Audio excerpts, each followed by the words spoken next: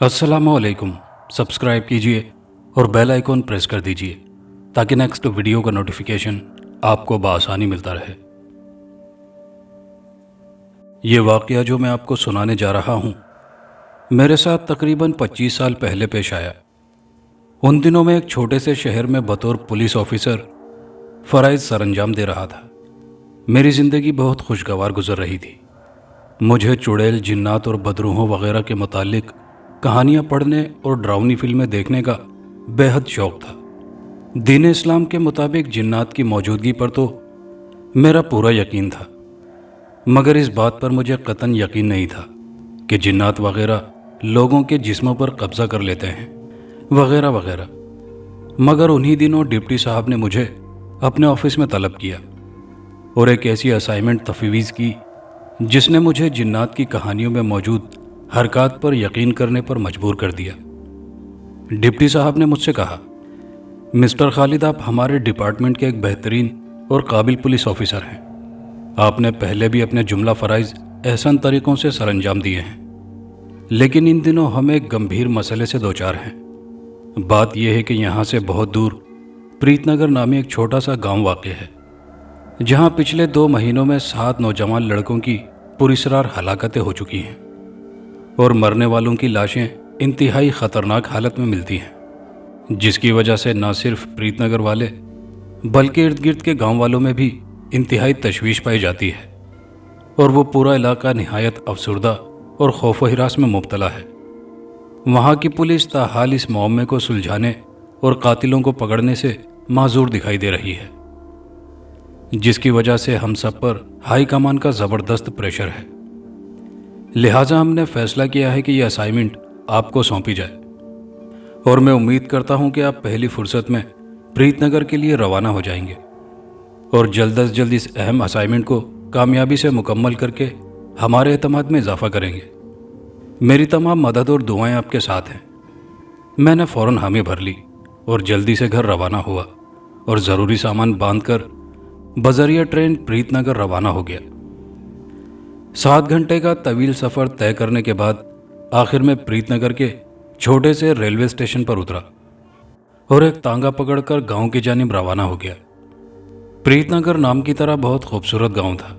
हरे भरे खेत, खेतों में लगे ट्यूबवेल्स और गांव का कच्चा रास्ता आंखों को बहुत भला लग रहा था। मगर अफसोस के इतने खूबसूरत गांव को किसी की नज़र लग गई थी कि गांव का हर बाशिंदा इंतहाई परेशान और खौफजदा दिखाई दे रहा था। जल्द ही मैं थाने की इमारत के अंदर मौजूद था। थाने को एक वीराना कहना ही मुनासिब होगा। इमारत बहुत पुरानी और बोसीदा हो चुकी थी। सहन में पीपल का बहुत बड़ा और घना दरख्त मौजूद था। जगह जगह झाड़ियाँ उगी हुई थी और थाना 4 दीवारी और तमाम बुनियादी सहूलियात से महरूम था। थाने में 3 सिपाही मौजूद थे जिनसे मैंने अपना रस्मी तारुफ कराया और थोड़ी ही देर में वो मुझसे घुल मिल गए। थाने के अंदर मुनासिब रिहाइश की अदम दस्तयाबी के बाद मुझे मेरे अमले की मदद से गांव में एक छोटा सा खूबसूरत कमरा रिहाइश के लिए रात होने से पहले ही मिल गया। मेरा बाकी स्टाफ मकामी होने की वजह से मुझे अकेले ही रिहाइश रखना पड़ी। नमाज इशा के बाद हम सब ने मिलकर गांव में होने वाले वाक़यात पर तफसीली गुफ्तगू की। तभी मुझे शीदे सिपाही से मालूम हुआ कि शुरू से ही प्रीतनगर बहुत पुरअमन गांव था। यहाँ के तमाम बाशिंदे बहुत अच्छे किरदार के हामिल थे। किसी से किसी की कोई दुश्मनी नहीं। फिर भी पिछले 2 महीनों से गांव में मौजूद चौधरी रफाकत की पुरानी हवेली से नौजवानों की लाशें मिल रही हैं और लाशों की हालत इंतहाई ख़तरनाक होती है। आंखें सिरे से गायब, पेट से आंतें बाहर निकली हुई, किसी का कोई आज़ा गायब और रंग बिल्कुल नीला होता है। मैं गुस्से से बोला, तो आप सब किस मर्ज की दवा हैं?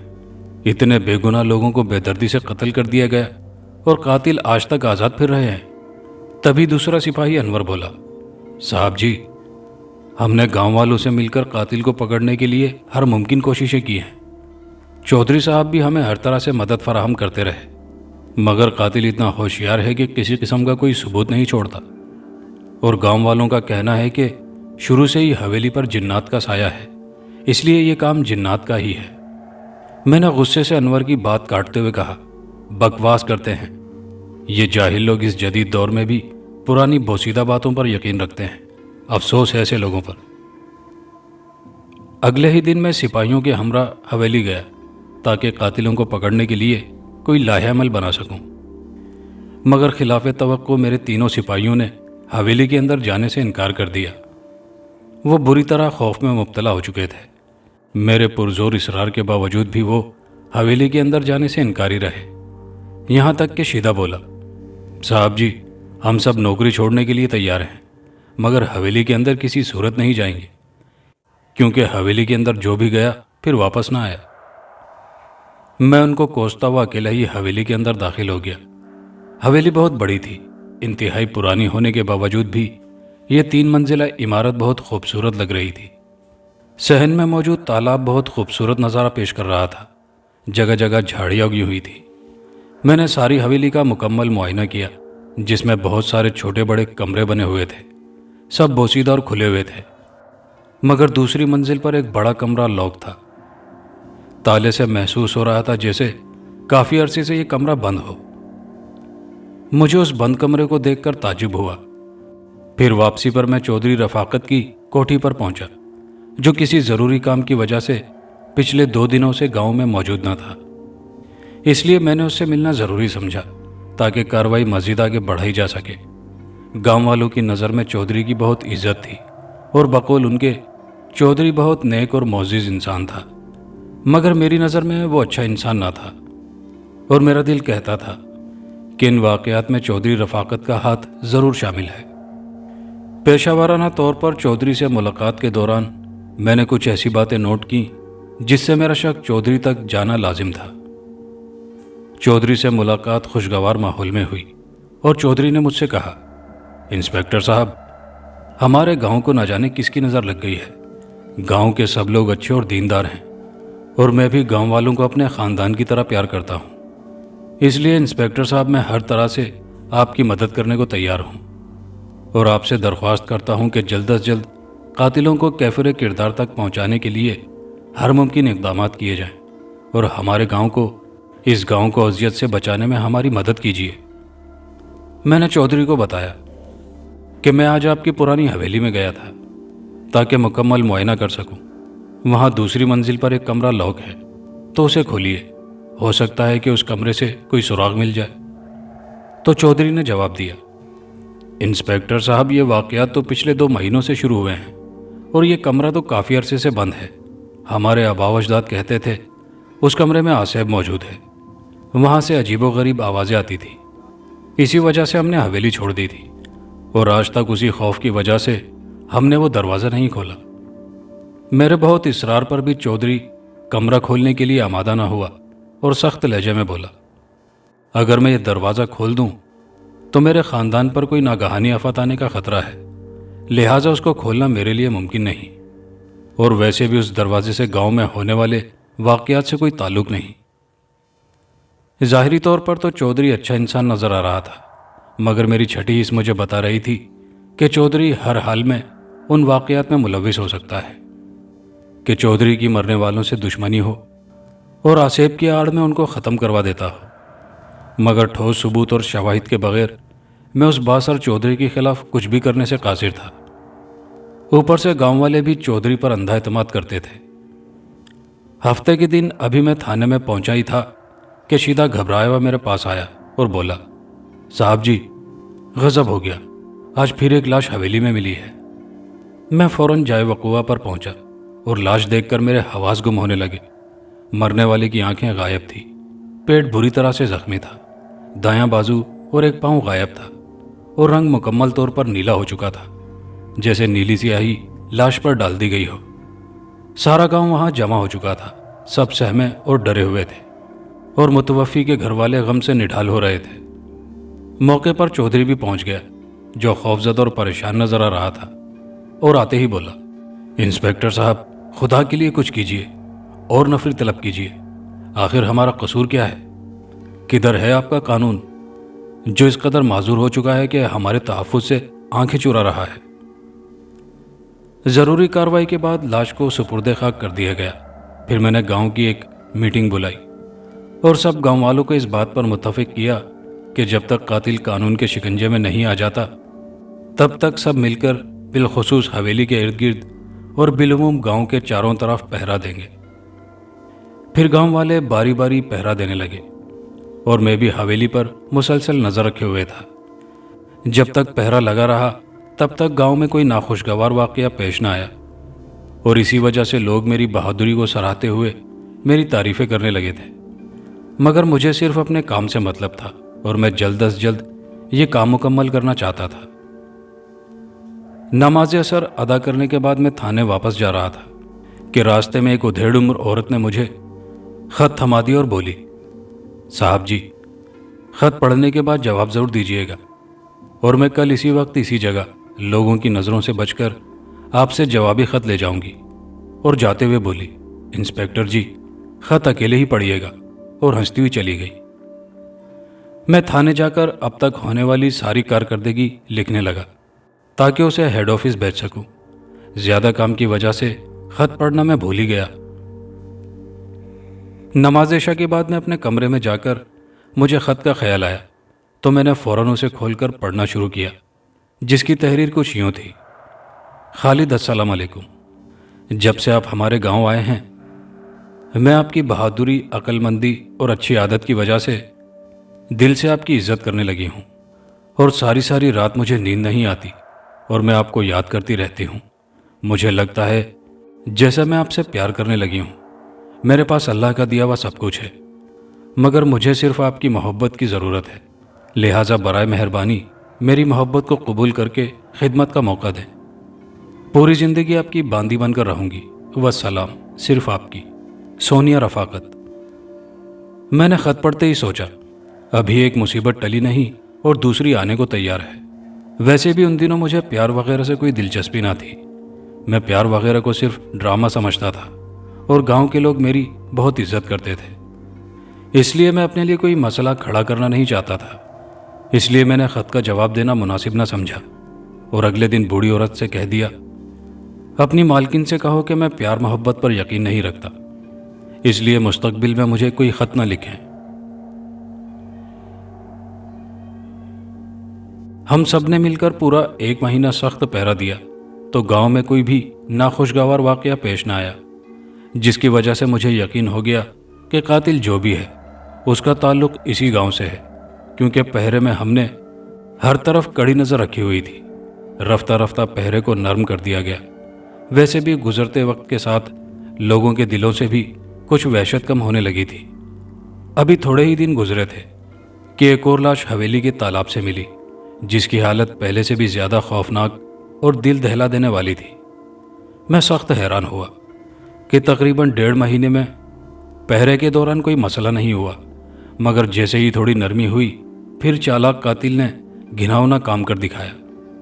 اب تو مجھے 100% یقین ہو گیا تھا کہ یہ سب کچھ چودھری ہی کروا رہا ہے، کیونکہ پہرے میں کمی کروانے میں چودھری پیش تھا۔ پورے گاؤں میں جیسے صف ماتم بچھ گئی ہو، ہر شخص نہایت افسردہ نظر آ رہا تھا۔ ہر طرف ہو کا عالم تھا، لوگ جیسے ہنسنا بھول گئے تھے۔ چاروں طرف سناٹا چھا گیا تھا، ہر کسی کو اپنی جان کی فکر ہو رہی تھی کہ نہ جانے کب اس کی باری آ جائے۔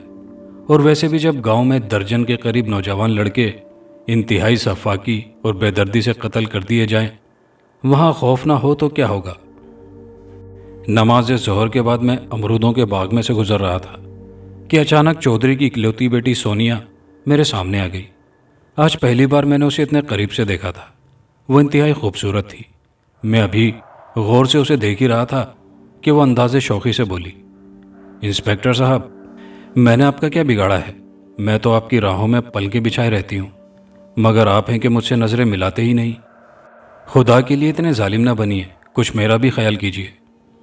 میں نے غصے سے سونیا کو سمجھایا کہ گاؤں کے لوگوں کے گھر اجڑ رہے ہیں، لوگ وحشت کی تصویر بنے ہوئے ہیں، اور تمہیں اس نازک گھڑی میں بھی عشق سوجھ رہا ہے۔ جاؤ اپنا کام کرو اور مجھے میرا کام کرنے دو، اور ویسے بھی یہ پیار وغیرہ سب ڈرامے بازی ہے، بس 2 دن کا بخار ہے، جلدی اتر جائے گا۔ میری باتیں سن کر وہ رو دی اور بولی، خدا گواہ ہے کہ گاؤں میں ہونے والے واقعات سے میں خود بھی بہت پریشان ہوں۔ مرنے والے سب میرے بھائیوں جیسے ہیں، مگر یہ کم وقت دل کو بھلا کون سمجھائے۔ اس کا یہ انداز بیان میرے دل میں جگہ بنانے میں کامیاب ہو گیا، مگر میں اسے وہیں چھوڑ کر تھانے پہنچ گیا۔ رات کو مجھے نیند نہیں آ رہی تھی۔ میں سوچ رہا تھا کہ گاؤں میں جو قیامت صغریٰ برپا ہوئی ہے، اس نے کتنے گھروں کے چراغ گل کر دیے ہیں۔ آخر لوگوں کا کیا قصور ہے؟ جتنے بھی لوگ مارے گئے تھانے میں ان کا کوئی ریکارڈ بھی موجود نہ تھا۔ وہ سب اچھے انسان تھے، پھر انہیں اتنی بے دردی سے کیوں قتل کر دیا گیا؟ اچانک میرے ذہن میں ایک ترکیب سوجھی کہ کیوں نہ میں کسی رات اکیلا حویلی میں جاؤں اور بند کمرے کو کھولوں، شاید مجھے کوئی سراغ مل سکے، کیونکہ مجھے پورا یقین تھا کہ چودھری ان ہلاکتوں میں ضرور کوئی کردار ہے۔ پھر نہ جانے کب میری آنکھ لگی اور میں نیند کے آغوش میں چلا گیا۔ دن تیزی سے گزرتے رہے، مگر ہر ممکن اقدامات کے باوجود قاتلوں کا کوئی سراغ نہیں مل رہا تھا۔ چودھری نے حویلی کو مکمل طور پر سیل کر دیا تھا، اس لیے اب کوئی بھی حویلی میں نہیں جا سکتا تھا۔ میں بھی بارہا کوششوں کے باوجود بند کمرے تک پہنچنے میں ابھی تک ناکام تھا۔ تقریباً 8 دن بعد حویلی کے تالاب سے ایک اور لاش ملی اور پورے علاقے میں افراتفری پھیل گئی اور ہر طرف لوگوں کو اپنی موت یقینی نظر آنے لگی۔ اخبارات، ٹی وی اور میڈیا پولیس کی کارکردگی کے خلاف زہر اگل رہا تھا۔ ڈپٹی صاحب بھی ان حالات میں سخت پریشان تھے۔ ان پر سینئرز حکام کا سخت پریشر تھا، مگر پھر بھی انہوں نے مجھ پر اعتماد جاری رکھا اور میرے کہنے پر مزید نفری پریت نگر بھجوا دی، مگر کچھ حاصل نہ ہو رہا تھا۔ میری سخت جدوجہد اور ہر ممکن اقدامات پر پریت نگر والے بھی مجھے عزت کی نگاہوں سے دیکھ رہے تھے اور سونیا بھی مسلسل میرا پیچھا کر رہی تھی۔ انہی دنوں میں دل سے بھی مجبور ہو گیا اور تیزی سے سونیا کی طرف مائل ہونے لگا، اور پھر دھیرے دھیرے ہماری انتہائی خفیہ ملاقاتوں نے محبت کا روپ دھار لیا۔ ہماری محبت خالص اور پاکیزہ تھی، مگر پھر بھی ہم ایک دوسرے کو دیکھنے کے لیے تڑپنے لگے، اور اس تڑپ کے باوجود بھی میرے فرائض میں کوئی کوتاہی نہ آئی اور میں مسلسل اپنے کام پر مکمل توجہ دے رہا تھا۔ میرے عملے نے انتہائی جانفشانی سے کام کیا اور کافی حد تک مختلف پیشہ ورانہ مہارتوں کی مدد سے ہم نے ان واقعات پر قابو پا لیا، مگر جب تک قاتلوں کا سراغ نہ ملتا ہم کسی صورت چین سے نہیں بیٹھ سکتے تھے۔ ایک دن میں تھانے میں پروگریس رپورٹ لکھنے میں مصروف تھا کہ سونیا نے مجھے کسی نوکرانی کے ہاتھ خط بھیجا، جس میں اس نے لکھا تھا: مسٹر خالد، السلام علیکم۔ آج میں آپ کی محبت کا امتحان لینا چاہتی ہوں۔ اگر آپ پورا اترے تو مجھے یقین ہو جائے گا کہ آپ بھی مجھ سے میری طرح سچی محبت کرتے ہیں۔ اگر ناکام ہوئے تو آج سے ہماری محبت ختم، لہٰذا آپ کو مجھے حویلی میں ملنے آنا ہوگا، وہ بھی رات کو۔ اور ویسے بھی گاؤں میں رونما ہونے والے واقعات کا حویلی سے کوئی تعلق نہیں، کیونکہ کچھ خاص لوگ میرے ابو کو پھنسانے کے لیے ڈرامہ رچا رہے ہیں۔ اب گاؤں میں خفیہ ملاقاتیں کرنا کافی دشوار ہو رہا ہے، اسی لیے ہمیں اب حویلی میں ہی ملنا چاہیے تاکہ ہم بلا خوف و خطر ملن کی سنہری ملاقاتوں سے لطف اندوز ہو سکیں۔ آخر کب تک ہم جوانی کی تڑپ کو جسموں میں قید رکھیں؟ امید ہے آپ یقیناً سمجھ گئے ہوں گے۔ مجھے پورا یقین ہے کہ آپ آج رات حویلی میں ضرور آئیں گے، مگر یاد رہے آپ نہ آئے تو پوری زندگی میرا چہرہ دیکھنے سے محروم رہیں گے۔ والسلام، صرف آپ کی سونیا۔ پہلے تو میں سونیا کی اس حرکت اور خواہش پر حیران ہوا، مگر دل کے ہاتھوں مجبور ہو کر حویلی جانے کا ارادہ کیا، اور ویسے بھی میں حویلی میں جا کر بند کمرہ کھولنا چاہتا تھا تاکہ میرا کمرے والا تجسس دور ہو۔ میں نے سونیا کی بات مان لی اور خط میں لکھ دیا کہ میں اپنی جان کو ملنے آج رات حویلی میں ضرور آؤں گا۔ رات کے 11 بجے میں اپنے کمرے سے نکلا اور بہت احتیاط سے حویلی کی جانب چل پڑا۔ گرمی بہت زیادہ تھی، ہر طرف ہو کا عالم تھا۔ حویلی گاؤں سے ذرا باہر بنی ہوئی تھی۔ راستے میں بہت بڑا قبرستان تھا، جس کے قریب سے گزرتے وقت دل ذرا سا خوف محسوس کر رہا تھا، مگر ایک تو محبوب سے ملنے کی خواہش، مگر دوسرا کمرے کا راز جاننا میرے لیے بہت بڑی بات تھی۔ حویلی پر پہنچتے ہی سونیا نے مین گیٹ پر میرا پرتپاک استقبال کیا اور مجھے بازو سے پکڑ کر اندر لے گئی اور نہایت پیار اور شوقی سے بولی: جلدی سے اندر چلیے، کوئی دیکھ نہ لے۔ میں یہ دیکھ کر حیران ہوا کہ حویلی کے ارد گرد کوئی پہرے دار موجود نہیں۔ سونیا صورتحال کو بھانپتے ہوئے بولی: بے فکر رہیے جناب، آج کوئی پہرے دار نہیں آیا۔ میں فوراً بولا: کیوں؟ تو وہ میرے بالکل قریب آ کر بولی، کیونکہ آج ہمارے حقیقی ملن کی رات ہے، اس لیے۔ اور مجھے نہایت پیار سے حویلی کی دوسری منزل پر موجود اسی بند کمرے کے دروازے پر لے گئی اور بند کمرے کا تالا کھولنے لگی۔ میں نے اسے فوراً کہا، سونیا جی، چودھری صاحب تو کہتے ہیں کہ اس کمرے کو ہم نے کبھی کھولا نہیں اور اس کے کھلنے سے ہمارے خاندان کو نقصان پہنچنے کا اندیشہ ہے۔ تو وہ بڑے پیار اور محبت بھرے لہجے میں بولی، جناب ایسی کوئی بات نہیں، اصل میں اس کمرے میں ہمارے بزرگوں نے بہت سارا خزانہ چھپا رکھا ہے، صرف اسی لیے اس کو ہمیشہ بند رکھا جاتا ہے۔ میں کچھ بولنے ہی والا تھا کہ اس نے پیار سے میرے لبوں پر ہاتھ رکھ کر مجھے بولنے سے منع کر دیا۔ سونیا آج بہت خوبصورت لگ رہی تھی۔ کمرہ اندر سے بہت خوبصورت تھا، کھڑکیوں کے اوپر بہت خوبصورت پردے لٹک رہے تھے، ٹیبل، روشن دان، صوفے، کرسیاں اور کھانے پینے کے لیے استعمال ہونے والے تھوڑے سے برتن بھی کمرے میں موجود تھے، اور فرش پر بیش قیمت قالین بچھا ہوا تھا۔ مگر کمرہ بجلی سے محروم تھا، البتہ روشنی کے لیے لالٹین موجود تھی، جن کی مدھم روشنی میں بیٹھ کر ہم پیار و محبت کی باتیں کر رہے تھے۔ اس وقت میں خود کو دنیا کا خوش قسمت ترین انسان تصور کر رہا تھا کہ سونیا جیسی خوبصورت اور جوانی کے نشے سے بھرپور لڑکی کا مجھے قرب حاصل تھا۔ باتیں کرتے کرتے اچانک سونیا اٹھی اور بولی، مسٹر خالد، معاف کیجیے گا، میں آپ کی خدمت میں کچھ پیش کرنا تو بھول گئی۔ وہ دھیرے سے بیڈ سے اٹھی اور ٹیبل پر پڑے جگ سے کچھ بھر کر گلاس لا کر مجھے اپنے پیارے ہاتھوں سے پلاتے ہوئے بولی، لیجیے جان، جوس پیجیے۔ گلاس منہ کے قریب آتے ہی مجھے محسوس ہو گیا کہ یہ شراب ہے۔ میں حیرت سے سونیا کی طرف دیکھتے ہوئے بولا، سونیا یہ کیا ہے؟ تم مجھے حرام اور گندی چیز پلا رہی ہو؟ تو وہ فوراً بولی، بے شمار ہجر کی راتوں کی سختیاں جھیل کر اب ملن کی رات آئی ہے، تو تم کیوں انکار کرتے ہو؟ اگر میں تمہارے قرب کے حصول کے لیے اس خوفناک حویلی میں صرف تمہاری خاطر آ سکتی ہوں تو تم میرے لیے شراب نہیں پی سکتے؟ میں نے اس کے نشیلے لبوں کی طرف دیکھ کر کہا، سونیا، میں تمہارے لیے جان بھی دے سکتا ہوں، مگر خدا کے لیے مجھے شراب سے دور رکھو۔ تو وہ اپنی لمبی زلفوں کو چہرے سے ہٹا کر بولی، ٹھیک ہے، شراب نہ صحیح، مگر شباب تو چلے گا نا؟ اور مجھے بیڈ پر لٹا کر بوسو کنار کرنے لگی۔ سنا تھا کہ جوانی دیوانی ہوتی ہے، اس لیے میں بھی ہوس کی ندی میں بہنے لگا۔ سونیا ہوش و حواس سے بیگانہ مجھ سے لپٹی ہوئی تھی، اور پھر میں نے آج ہر حد پار کرنے کی ٹھان لی تھی۔ اچانک سونیا نے بڑھتے ہوئے ہاتھ روک لیے اور لڑک کر بیڈ سے فرش پر جا گری۔ فوراً میں بھی سونیا کو اٹھانے کے لیے لپکا اور اٹھا کر بیڈ پر بٹھایا اور گرنے کی وجہ پوچھنے لگا تو سونیا بولی، جان کوئی مسئلہ نہیں، اچانک چکر آ گیا تھا، مگر تم نے اپنے گلے میں اللہ کے نام والا لاکٹ پہن رکھا ہے، پلیز اسے اتار دو۔ اب ایسے کام کے دوران اتنی پاک اور مبارک ہستی کا نام جسموں سے ٹکرانا تو غلط بات ہے۔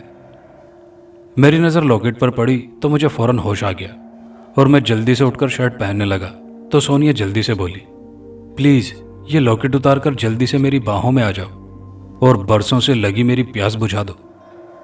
مگر میں بولا، نہیں سونیا، یہ غلط کام ہے، ہمیں اللہ تعالیٰ کی عائد کردہ حدود سے گزرنا نہیں چاہیے۔ سونیا میری منتیں کرنے لگی، مگر میں واپسی کے لیے اصرار کرنے لگا کیونکہ اب میرا ضمیر اور ایمان دونوں جاگ چکے تھے۔ اتنے میں سونیا اٹھی اور بولی، برائے مہربانی جلدی سے لاکٹ اتار دو، وقت تیزی سے گزر رہا ہے، میں نے بھی گھر جانا ہے۔ اور پھر وہ میز کی جانب بڑھنے لگی۔ لالٹین کی مدھم روشنی میں نے پیچھے سے سونیا کو دیکھا تو اچانک میری نظر اس کے پاؤں پر پڑی جو الٹے تھے۔ میرے تو ہوش ہی اڑ گئے۔ میں آنکھیں پھاڑے اسے دیکھ رہا تھا، میرا ذہن معاف ہونے لگا تھا، اور سونیا شراب کا ایک گلاس پینے کے بعد ایک گلاس میری جانب بڑھاتے ہوئے بولی، پلیز خالد، اب انکار نہ کرنا۔ مگر میں بری طرح ڈر چکا تھا، خوف سے میرا جسم کانپ رہا تھا، ہاتھ پاؤں ٹھنڈے ہو رہے تھے، دل اتنی تیزی سے دھڑک رہا تھا جیسے ابھی سینہ پھاڑ کر باہر نکل آئے گا۔ سونیا مجھ سے کہہ رہی تھی، جان کیا ہوا، اتنے پریشان کیوں ہو؟ مگر میری آواز بند ہو رہی تھی۔ تم کون ہو؟ سونیا حیرت سے انجان ہو کر بولی، خالد کیا بات ہے، تم اتنے ڈرے ہوئے کیوں ہو؟ خیریت تو ہے؟ ارے حویلی سے خوفزدہ تو نہیں ہو گئے؟ میں نے بھاگ جانے والے انداز میں اس سے کہا، تم میری سونیا نہیں ہو، تمہارے پاؤں الٹے کیوں ہیں؟ سونیا کو معلوم ہو گیا کہ میں اس کی اصلیت جان گیا ہوں۔ تو فوراً ہی اس کی شکل بگڑنے لگی۔ بالوں کی جگہ چھوٹے چھوٹے سانپ نمودار ہونے لگے۔ آنکھیں جلتے ہوئے انگاروں کی مانند بالکل سرخ ہو گئی۔ ناک اور منہ سے بچھو اور دیگر خوفناک حشرات نکلنے لگے۔ جسم گلنے سڑنے لگا۔ چہرہ ایک جانب سے پگھل کر نیچے لڑکنے لگا اور جبڑے کی ہڈیاں واضح نظر آنے لگیں۔ خوف اور دہشت کی وجہ سے میں اٹھ کر دروازے کی جانب بڑھا، مگر تیزی سے دیوار سے ٹکرا کر زمین پر گر گیا۔ پھر اٹھ کر دروازہ ڈھونڈنے لگا، مگر حیرت انگیز طور پر کمرے میں کوئی دروازہ نہ تھا۔ یعنی یہ کمرہ اب چاروں طرف سے مکمل طور پر سیل ہو چکا تھا۔ چاروں طرف صرف دیواریں ہی نظر آ رہی تھی، اور سونیا کے روپ میں وہ بدرو اب مکمل طور پر چڑیل بن چکی تھی، جو ہر حال میں مجھے ختم کرنا چاہتی تھی۔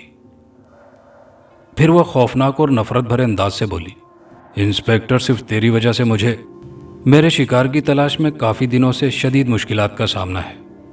پہلے تو میں کسی نہ کسی طریقے سے اپنا شکار حویلی تک لے ہی آتی تھی، مگر جب سے تو اس گاؤں میں آیا ہے، تیری اوچھی حرکات اور پہرے وغیرہ سے مجھے سخت کوفت ہو رہی تھی۔ تجھے تو میں جلدی ختم کر دیتی، مگر میری تمام کوششیں رائے گاں جا رہی تھی۔ تبھی میں نے تیری محبوبہ کا روپ دھار کر تجھے یہاں بلایا، مگر یاد رکھ، اب تو کبھی یہاں سے زندہ نہ جا سکے گا۔ اس کی خوفناک نظروں سے میرے لیے انتہا کی نفرت جھلک رہی تھی، اور مجھے اپنی موت صاف نظر آ رہی تھی۔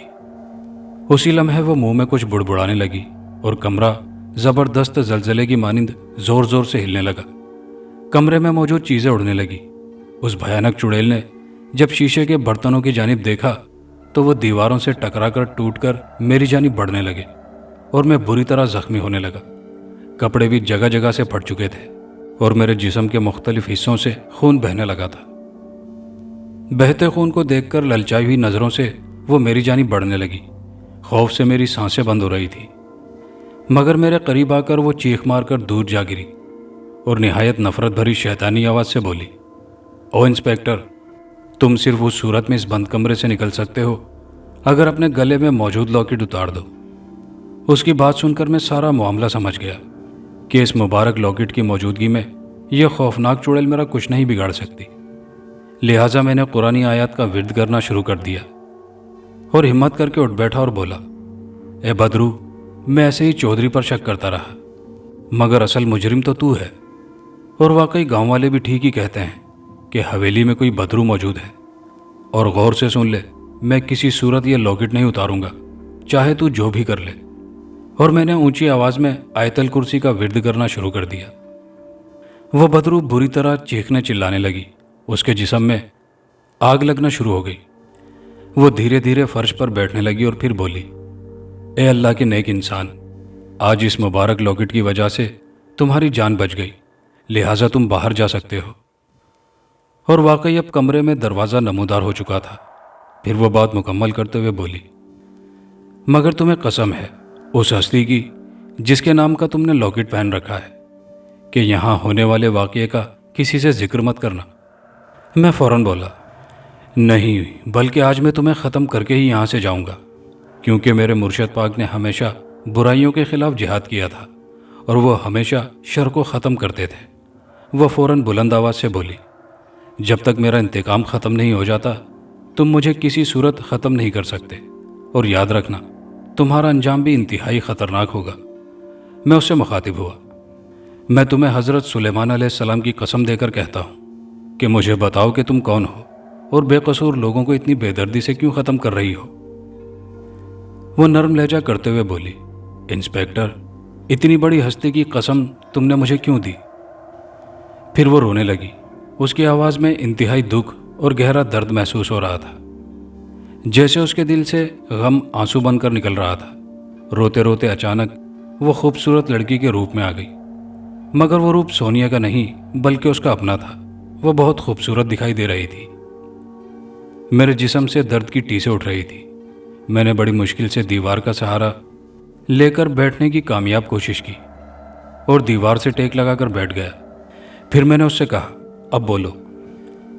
تو اس نے منہ اٹھا کر میری طرف دیکھا، تو میں حیران ہو گیا کہ اتنی بھیانک اور خوفناک چڑیل کی جگہ اب نہایت خوبصورت لڑکی موجود تھی، جسے دیکھ کر میں گہری سوچ میں پڑ گیا کہ حضرت انسان کتنا بے بس ہے کہ اشرف المخلوقات ہونے کے باوجود وہ اپنا رنگ بدلنے پر بھی قادر نہیں، مگر اللہ نے اس مخلوق کو روپ بدلنے تک کی طاقت عطا فرمائی ہے۔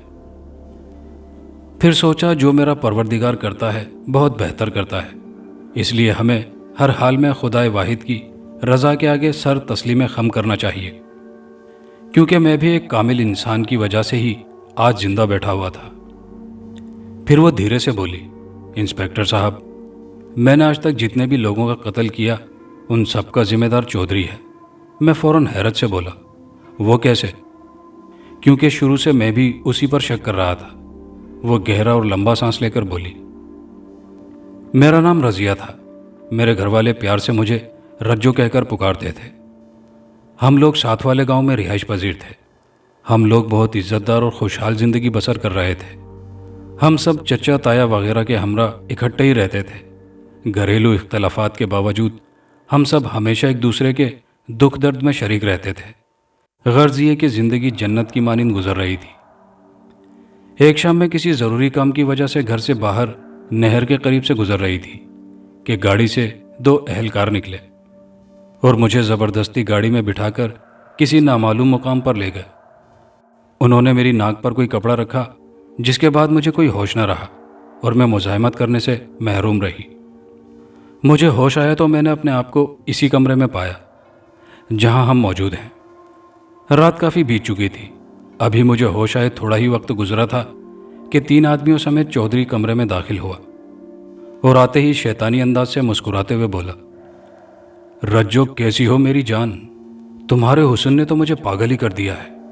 تمہیں تو میں نے کئی بار سمجھایا تھا کہ میری باہوں میں آ جاؤ، مالا مال کر دوں گا، مگر تم مجھے ہمیشہ نظر انداز کر دیتی تھی۔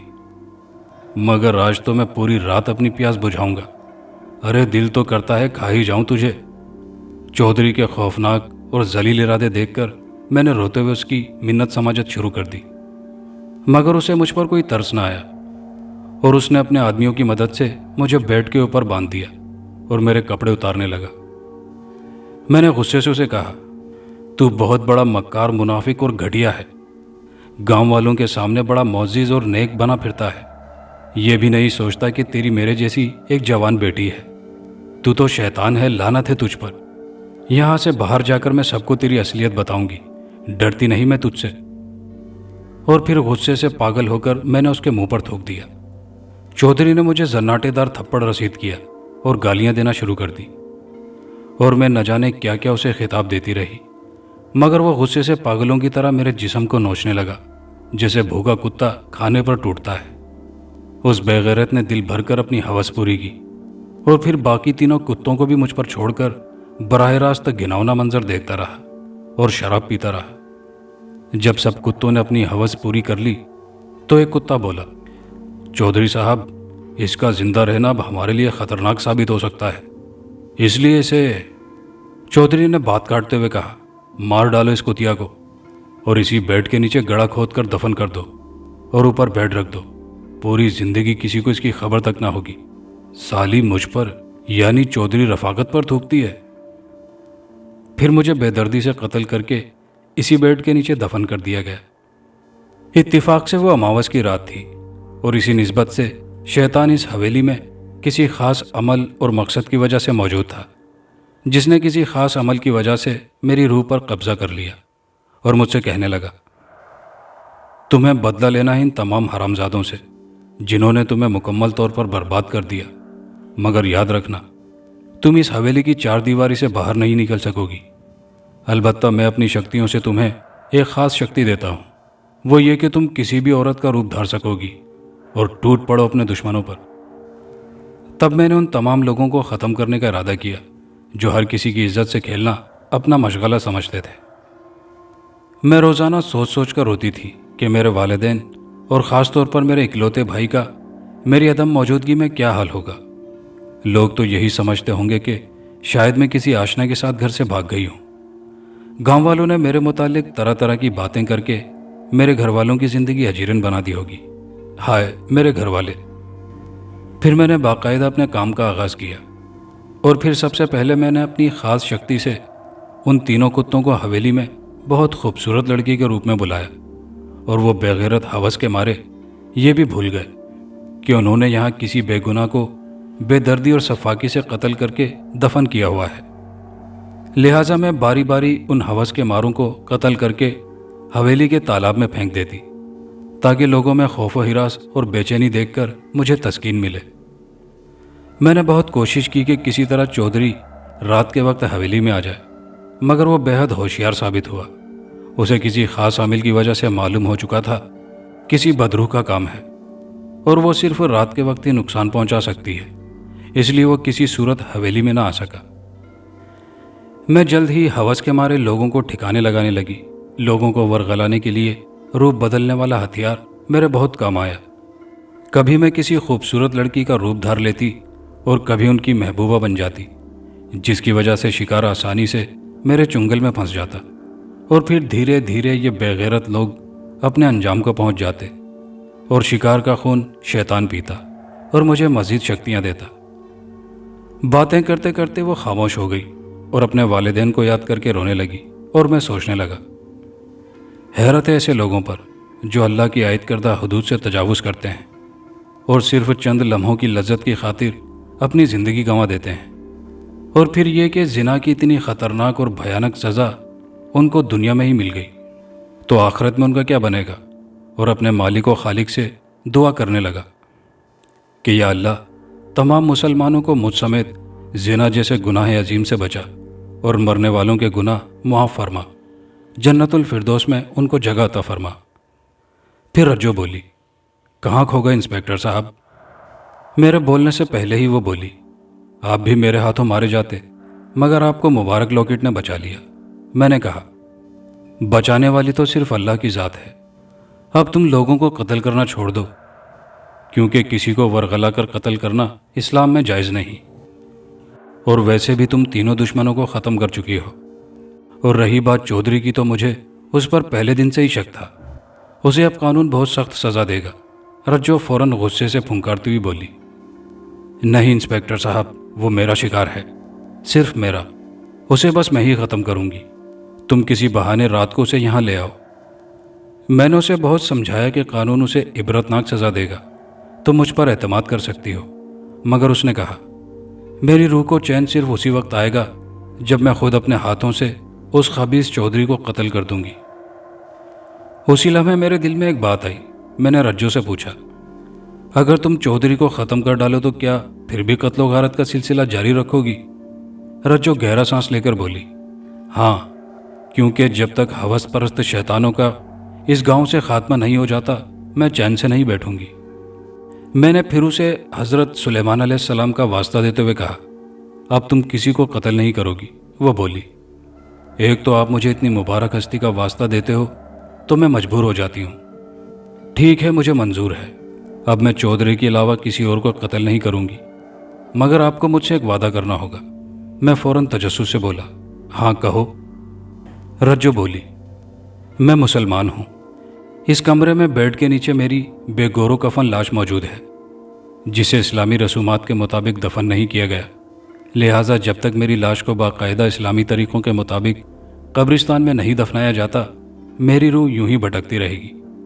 تو میں نے رجو سے کہا، تم مجھے اپنا سمجھ کر مجھ پر اعتماد کرو، میں اس وعدے کو ضرور پورا کروں گا، مگر تمہیں بھی میری بات ماننا ہوگی۔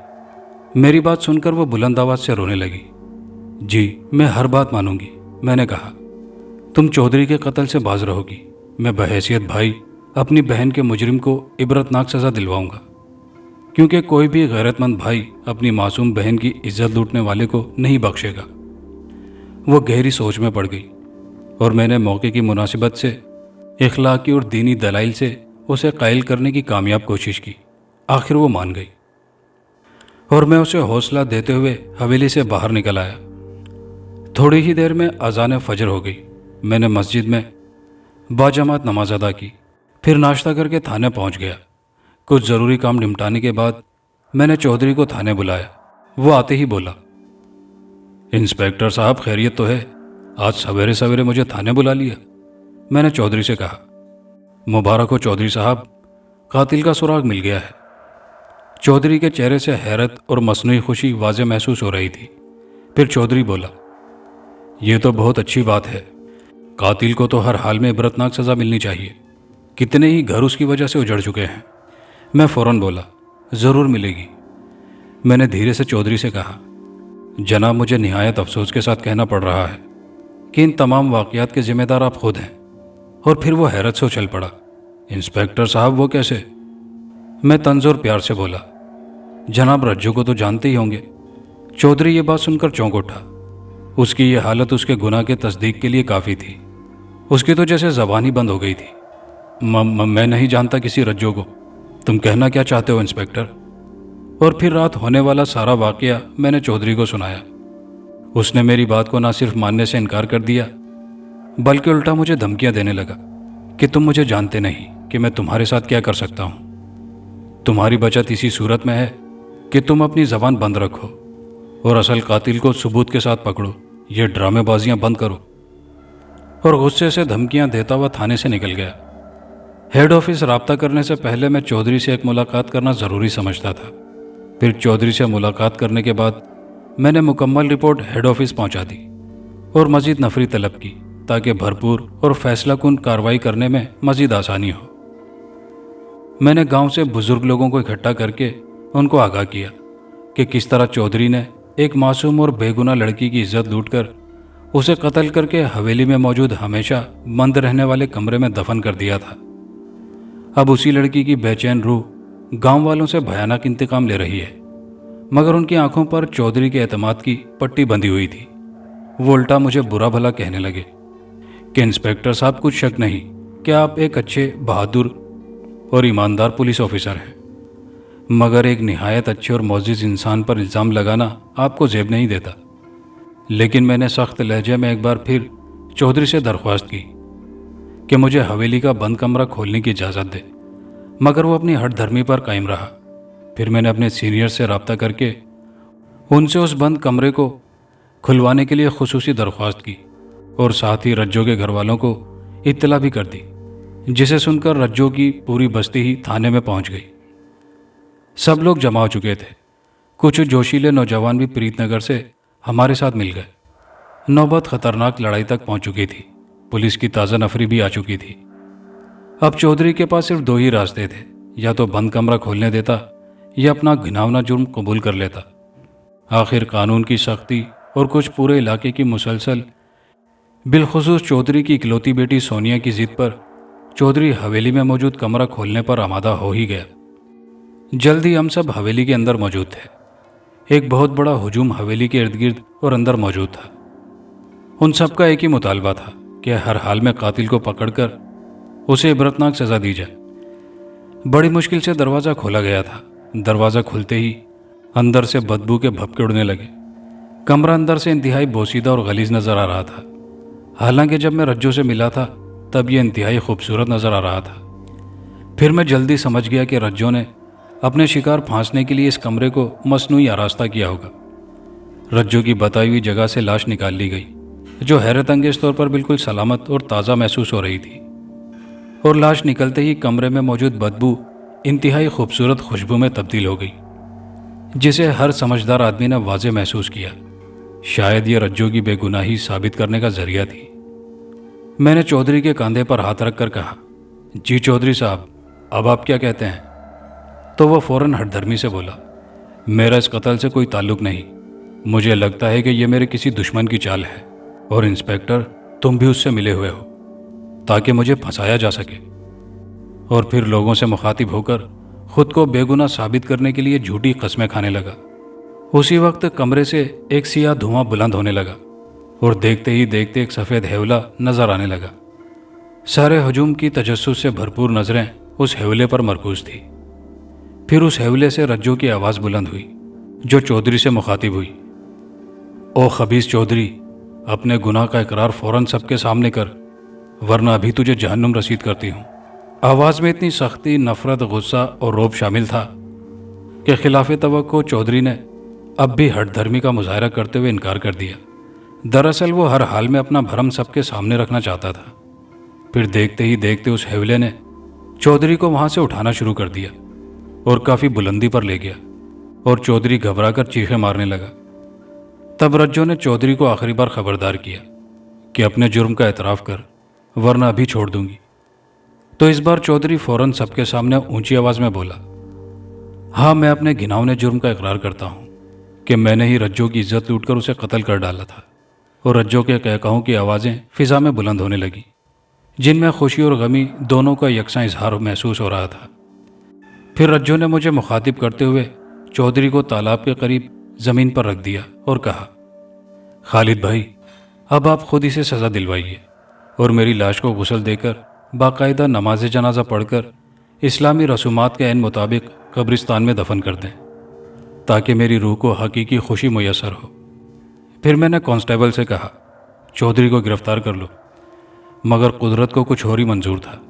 ابھی کانسٹیبل آگے بڑھنا ہی چاہتا تھا کہ حویلی میں موجود ایک بہت بڑے اور پرانے درخت سے ایک سیاہ سانپ بالکل چودھری کے اوپر گرا اور چودھری کو 3-4 مختلف جگہوں پر ڈس لیا، اور پھر چودھری چند ہی لمحوں میں تڑپ تڑپ کر لقمہ اجل بن گیا اور اپنے انجام کو پہنچ گیا۔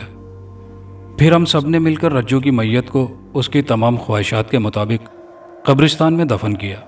اتفاق سے دونوں یعنی رجو اور چودھری کی قبریں بالکل ساتھ ساتھ بنی۔